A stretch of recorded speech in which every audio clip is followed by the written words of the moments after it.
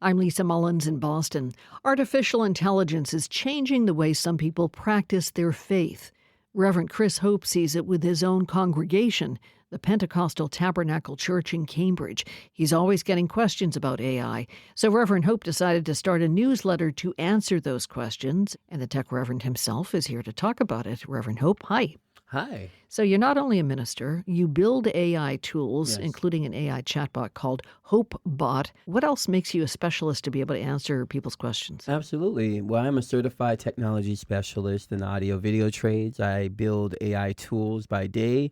I also train the next generation of young people to build them responsibly. And ultimately, I also write about what this all means to human dignity and human integrity in the 21st century. And I mentioned the newsletter. Why did you start it?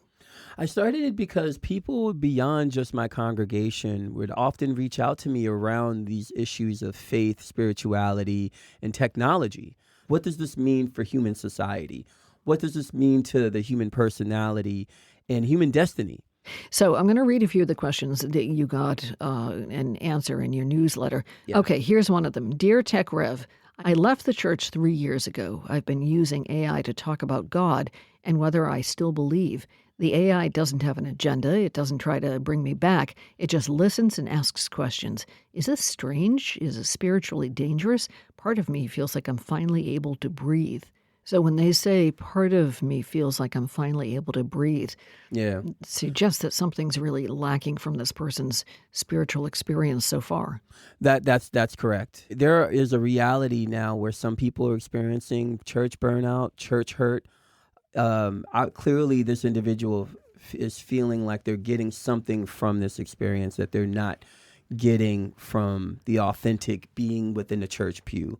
And that's something that I think, to be frank with you, the modern church, we have to adapt and we have to think about how are we meeting people's needs? Because if they're not going to have those emotional needs met within our congregations, they're going to be seeking chatbots and other ways to obtain them. You know, human beings can learn in isolation, but we only truly grow in community. And having an authentic community of other individuals where you're learning from, you're growing from, the Bible says as iron sharpens iron, a man sharpens another. There's something to that.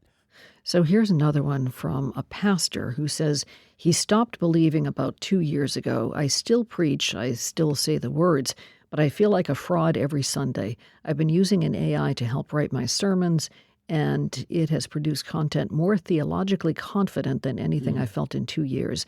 My congregation loved it, but I think that might be the most depressing thing that's ever happened to me. Yeah. It's not unusual for priests to have help in their sermons, in their homilies. This is somebody who's doubting his faith to begin with, but wants to still practice. Does this kind of thing worry you? I will say this, for someone to have reached out to me with that level of humility and transparency, I think that's a great thing. I think that there is acknowledging that with ministers in particular, it's a hard vocation. It's very difficult. It can be very lonely, and there's a high turnover rate.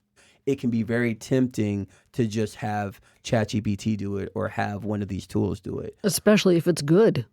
Right. I mean, his congregation is responding. But I think the risk there, though, is that what ChatGPT or any tool cannot do is it doesn't have the contextual understanding of your church, of the individuals in your church, and the moment that your congregation is facing at any particular time. Do you think just as AI has become the psychiatrist for some people, the romantic partner for some people, do you fear that for people of faith, AI might become the higher power?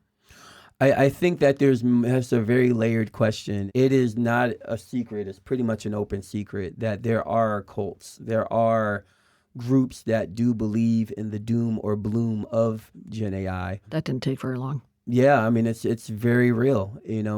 Folks are pushing for singularity. They believe that it will bring, the utopia on earth.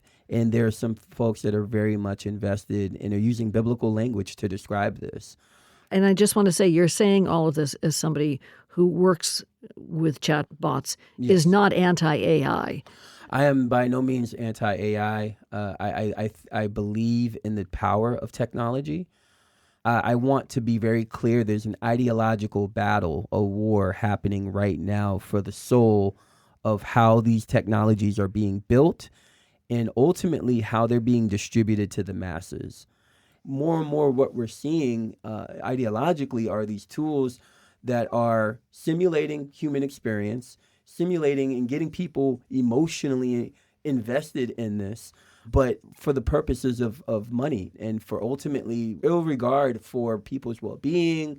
And I think that the reality of where we are now with artificial intelligence is that there are more risk to our integrity being compromised more than ever. Do you agree with Pope Leo, who said recently around AI and his concerns about it, it needs to be, quote, disarmed in order to prevent it from dominating humanity?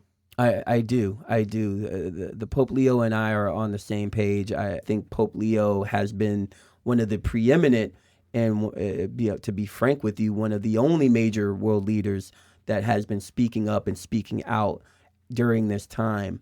And we need more leaders doing the same, advancing the digital beloved community. Reverend Chris Hope, you can read the Reverend's newsletter on Substack. Really nice to talk to you. Thank you. Thank you so much for this awesome opportunity, and I really appreciate this dialogue continuing.